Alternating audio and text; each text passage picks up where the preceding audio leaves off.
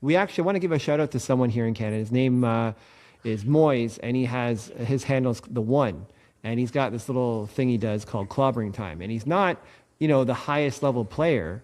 Do you know who I'm talking about? So he's an Yeah, interesting I've cat seen him. He's on my because list. he says that's huge. He says a few things that even like, and I really like him as a person. That I look at his content, I'm like, yeah, I don't agree with everything you're saying. Like, but I tell him this in PMs, like, I'll say, look, he had this one clip where he's like, talked about the fun not being there in slow pitch anymore, and it was related to the competitiveness of it, right?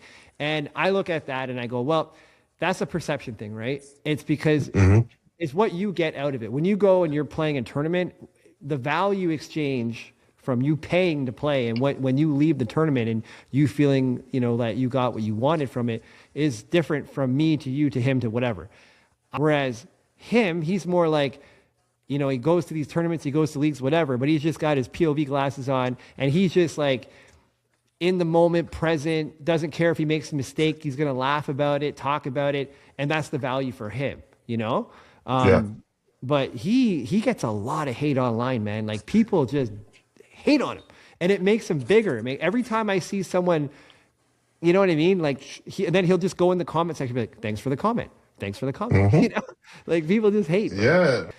I have a little bit of a problem with a lot of the higher level quote unquote ambassadors up here in Canada because I don't think they get it. Mhm. But it's like as soon as someone gets a bat deal, it's like there's a little bit of an ego. But I think now the ambassador thing is shifting. Like that guy I talked about, who's a lower level player, and he would tell you that. I think he's probably the number one ambassador in Canada right now for slow pitch. Like, and he's not out there hitting home runs and, making the flashiest plays and doesn't play Canadians and doesn't play Super Series, A ball, which we have up here. That's our highest level, right? So I think people need Hmm. to really understand, like, yeah, you might have a bad deal, but are you really, an ambassador for the game in 2026? Do you understand what that takes? You got to do something with that light that you have shined on you. If you're getting into softball to make money, then get out. There's no money in softball to be made. That's number one. Unless you're part of the 1% of guys who actually work for a manufacturer like a Rollins or whatever, if you feel like just getting a bad deal is going to make you a lot of money, not going to happen.